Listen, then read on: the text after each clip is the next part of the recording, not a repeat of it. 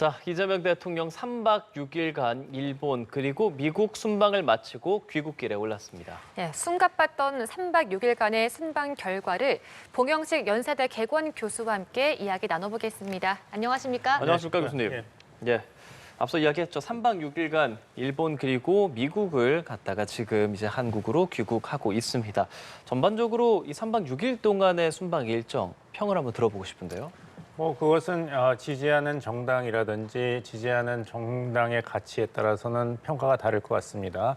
이재명 정권에 대해서 비판적인 입장을 취하거나 이재명 정권이 친중 좌파 정권이다. 따라서 이번에 그 실체를 트럼프 대통령이 알게 되는 기회가 됐습니다. 하는 입장에서 본다면 이번 정상회담은 부족한 정상회담이 되겠죠. 하지만 실용 외교의 성공을 바라는 입장에서는 이번에 여러 가지 우려가 있었습니다마는 양국 정상 간에 그동안의 우려에도 불구하고 신뢰를 쌓는 첫 걸음을 디뎠다 이렇게 평가할 수 있을 것 같아요. 예. 민주당과 이제 이재명 정부 입장에서 그것을 기준으로 말한다면은 아까 말씀드린 대로 여러 가지 난관이 있었는데 우려에도 불구하고 성공적인 한미 정상회담을 이루어냈다. 가장 큰 성과는 한미 정상회담이 이루어졌다는 것입니다. 예. 지금은 당연한 걸로 보실 수 있습니다만 인수위 없이 6월에 갑자기 출발한 이재명 정부가 시간의 덫에 계속 걸렸습니다. 트럼프 미국 대통령과의 만남이 계속 불발이 됐거든요. 나토 정상회의도 그렇고 G7 정상회의도 그렇고 그리고 한국과 미국 간의 관세 협상도 데드라인을 앞두고도 7월 말까지 타결이 안 됐습니다. 근데 다행히 7월 30일에 타결되면서 트럼프 대통령이 이재명 대통령의 당선을 공식적으로 축하하고 곧 한미 간의 정상회의가 있을 것이라고 이야기했기 때문에 이런 것을 고려한다면 정상회담이 너무 늦지 않게 관세 협상 타결과 더불어 이루어졌다는 자체가 성공이고 두 번째는 신뢰 구축입니다. 사실 미국 조야와 언론계에서는 특히 마가 지지층에서는 이재명 정권을 신뢰할 수 없다. 이데올로기에 편향된 친중 좌파 정권이라는 그런 메시지를 계속 트럼프 행정부에 제시했습니다. 그런데 이번에 여러 가지 스캔들이 있긴 했습니다만 그것이 오히려 트럼프 대통령이 직접 이재명 대통령에 대한 신뢰를 확인할 수 있는 그런 계기가 됐다는 것. 그것도 긍정적으로 평가해야 되겠고 아쉬운 점이 있다면 아무래도 이제 디테일이 어디 있는가. 하지만 이거는 애시당초부터 기대할 수 없는 목표였다. 이것을 무리하게 추진하지 않은 것도 현명한 선택이었다고 보입니다. 이것은 우리만의 추구한다고 되는 것이 아니고 트럼프 행정부가 그런 디테일까지 논의하고 합의할 준비가 돼 있어야 하는데 디테일까지 챙기겠다 하다가 미국에 너무 유리한 구체적인 그런 합의를 이루었다면 오히려 국익 보호에는 반대 방향으로 가는 정상회담 결과가 될 수 있었죠. 그래서 첫 걸음으로서는 성공이었는데 이제부터는 숙제가 있는 것이죠. 이런 큰 틀에서 합의가 이루어졌고 여러 가지 면에서 이제 구체적인 이행 계획을 합의해야 되니까 공무원 여러분 굉장히 피곤하시겠습니다만 업무가 굉장히 가중될 것이고 이게 끝나고 나면은 어떻게 합니까? 또 한중 관계 재정립을 위해서 일을 해야 되기 때문에 굉장히 갈 길이 멀다. 업무는 계속 가중될 것이다. 이렇게 보입니다. 예, 지금 뭐 한미 정상회담이 예정된 시간 넘겨서 140분 정도 이어졌고 그 안에서 뭐 메시지나 분위기 등등 굉장히 좀 거론되고 있는 게 많은데 그 피스메이커, 페이스메이커 이 발언 또한 미국의 한 안보 전문가는 영리한 문구였다 이렇게 호평하기도 했는데 교수님께서는 이런 것들 어떻게 보셨어요? 이재명 그 정권이 이제 급하게 출발을 하고 또 한미 정상회담이 늦어져서 여러 가지 우려가 있었습니다만은 이게 전화위복이 된 면도 있습니다. 왜냐하면은 트럼프 대통령을 어떻게 상대할 것인가에 대한 공부를 하고 준비할 수 있는 시간 여유 그리고 간접 경의 기회가 주어졌습니다. 예를 들면 우크라이나 젤렌스키 대통령의 실수를 반복하지 않겠다. 남아프리카 공화국의 마리포사 대통령이 백인 학살에 대한 추궁을 받았을 때 어떻게 대응했는지를 볼 수 있었고 일본의 이시바 내각으로부터 어떻게 상대해야 되는지 어떻게 정상회담에 접근해야 되는지에 대한 조언도 얻을 수 있었고 미국 트럼프 행정부의 신뢰를 얻기 위해서는 우선 일본과의 관계 재정립을 해야 된다는 것도 배울 수 있었습니다. 그런 면에서 본다면은 시간을 적절히 잘 활용해서 간접 경험을 최대한 활용했다. 특히 강훈식 비서실장과 트럼프 행정부의 실세 중에 실세, 수지 와일즈 비서실장과의 핫라인을 구축해서 이런 급박한 상황이 일어났을 때 적절하게 대처하면서 트럼프 대통령에게 오해였다는 것을 받을 수 있었다는 것은 굉장히 철저하고 효과적으로 잘 준비했다 이렇게 볼 수 있겠습니다. 예. 앞서 말씀드린 그 피스메이커, 페이스메이커 그런 발언들도 그렇고 전반적으로 분위기 자체는 좋았다고 좀 교수께서도 평을 하시는 거죠? 예, 그렇습니다. 여기서 가장 최고의 승자는 아무래도 미국의 트럼프 대통령이겠죠. 저 피스메이커라는 단어는 아시겠습니다만 이제 신약 성서에 예수님께서 산상수훈을 할 때 평화를 만드는 자에게 복이 있을 것이라는 문구인데 트럼프 대통령이 개인적으로 굉장히 중요하게 생각하고 거기에 대한 인정을 받고자 합니다. 노벨 평화상 수상 얘기가 나오고 있는데 내가 그 편견 때문에 노벨 평화상을 받지 못했다. 오바마 대통령을 봐라. 한 건 아무것도 없는데 부시 행정부에 대한 반감 때문에 유럽 국가들이 핵 없는 세상을 만들겠다는 슬로건만 내세웠는데도 노벨 평화상을 주었다. 나는 실질적으로 애써서 세계 평화를 구축하고 있는데 인정을 받지 못한다. 이런 얘기를 계속 하고 있거든요. 그래서 그것을 이용해서 이전에 아베 신조 일본 총리라든지 네타냐후 이스라엘 총리는 공개적으로 우리 국가를 대표해서 당신을 노벨 평화상 후보로 지지합니다. 추천합니다. 이런 것을 외교의 하나의 카드로 이용했고 그것이 굉장한 효과가 있었습니다. 그래서 그런 것을 잘 이야기했다는 것.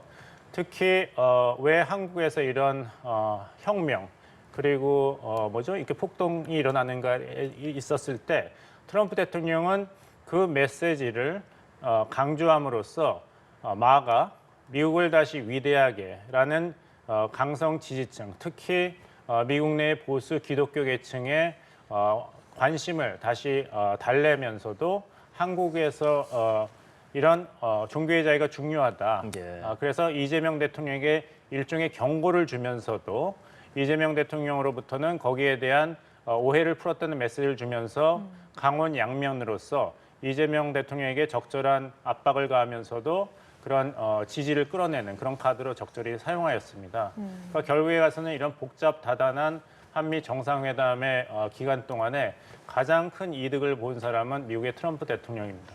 예, 지금 방금 말씀해 주신 것 포함해서 사실 한미 정상회담 시작되기 한 3시간 전쯤이었죠. 그 트럼프 대통령이 SNS에 올린 글, 말씀해 주신 그 글들이 트럼프 대통령의 어떤 압박의 어떤 협상 전략이었다라고 평가되고 있는 거죠, 지금. 저는 그렇게 생각을 안 하고 압박 카드로서의 유용성을 트럼프 대통령이 발견하고 그것을 사용하였다. 또 그런 메시지를 강조하는 것은 미국에서 특히 백인 정통 기독교 계층을 중시하는 트럼프 정권의 국내 정치용으로서도 굉장히 중요한 행동이었습니다.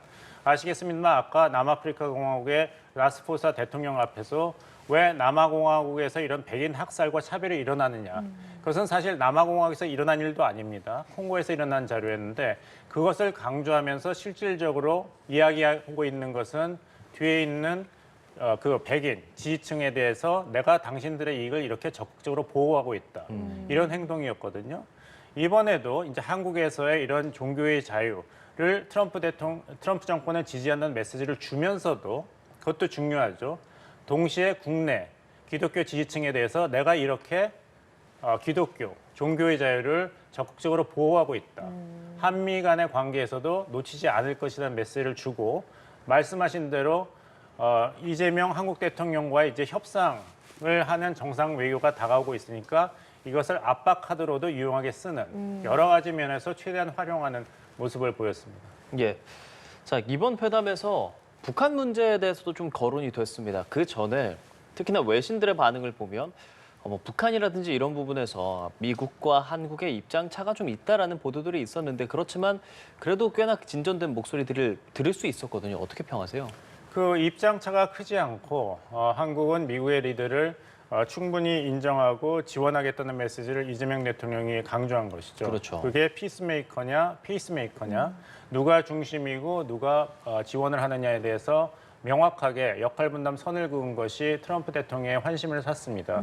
그래서 트럼프 대통령이 제일 좋아하는 화제인 김정은 위원장. 그 얘기 때문에 트럼프 대통령이 굉장히 기분 좋게 얘기를 장시간 했지 않습니까?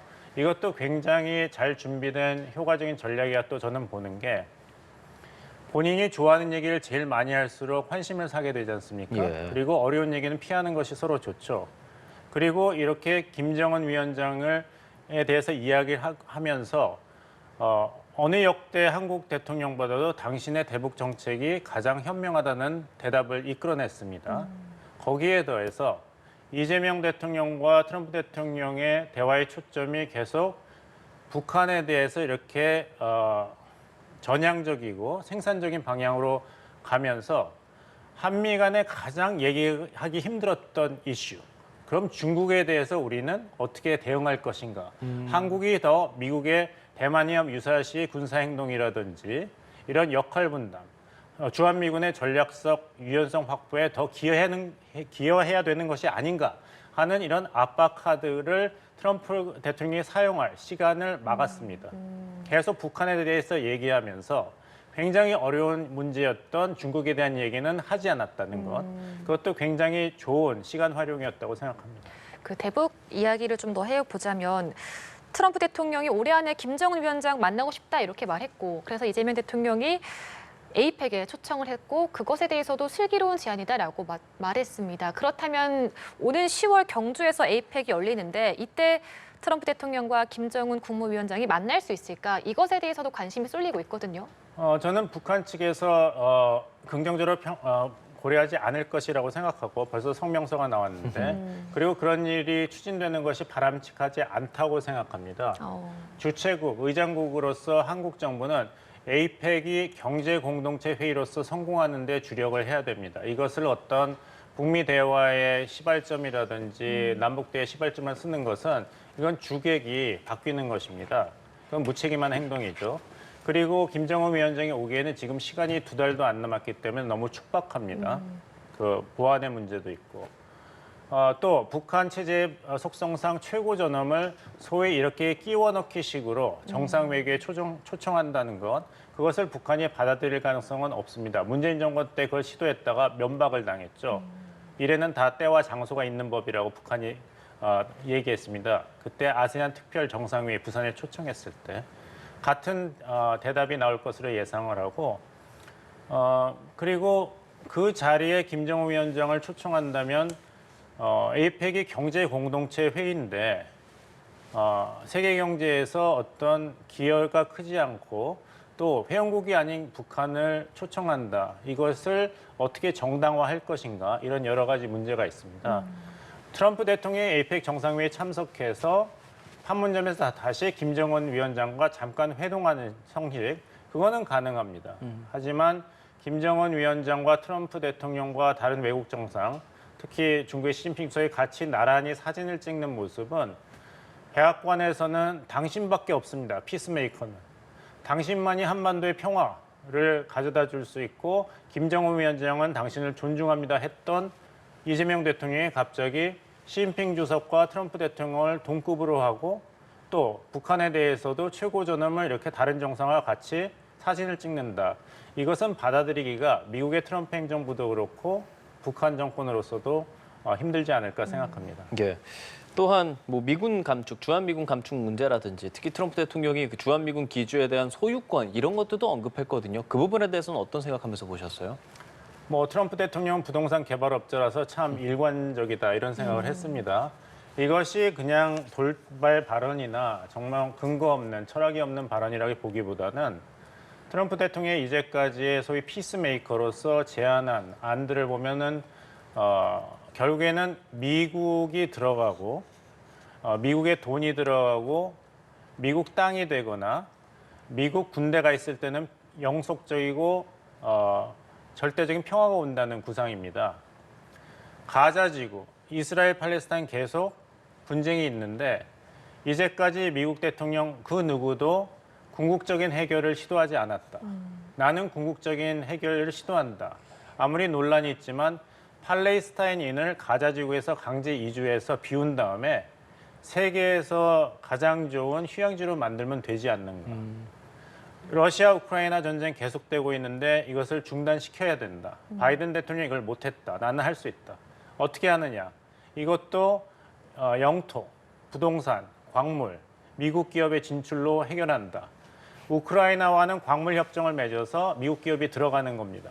그럼 미국 기업이 활동하는 한 러시아가 우크라이나를 다시 침공하는 일은 없을 것이다. 러시아는 돈바스 지역을 받음으로써 우크라이나와 평화협정을 체결한다. 중국과의 전략 경쟁.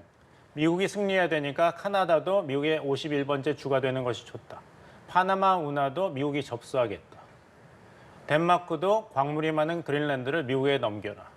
마찬가지로 용산기지가 만약에 미국의 땅이 된다면 미국 군대가 들어오고 미국 기업이 활동하게 된다면 그 어느 나라도 다시 대한민국을 침공할 수가 없다. 그것은 미국에 대한 직접적인 무력 침공이니까. 이런 논리입니다. 지금 그것뿐만 아니라 국방비 증액 관련해서도 CSIS에서 먼저 이야기를 하지 않았습니까? 이것 또한 미국 측이 계속해서 요구해 온 건데 먼저 말했다라는 것에 대해서 앞서서 장 기자도 뭐 좋은 평가를 받고 있다 이렇게 말했는데 교수님께서는 이것 또한 어떤 전략이었고 의미가 있다고 보시는지요? 전략이 있다보다는 결정이라고 봐야겠죠. 수석 보좌관 회의 출국 전에 이재명 대통령 발언을 보면 8월 21일입니다. 굉장히 어려운 환경이긴 하지만 결국에 가서는 제가 정말 고민되는 것은 국가의 국력을 키워야 되겠다는 것입니다. 그렇다면 대한민국의 생존을 위해서는 어떤 선택을 해야 되는가. 여러 가지 어려운 선택이 있지만 국익을 일시적인 정권의 업적보다는 영속적인 국가, 대한민국 국민 전체의 이익으로 먼저 생각해야 되겠다는 다짐을 다시 한번 하는데 그렇다면 이제 정파적인 논리를 떠나서 현 시점에서 어떤 결정을 해야 되는가.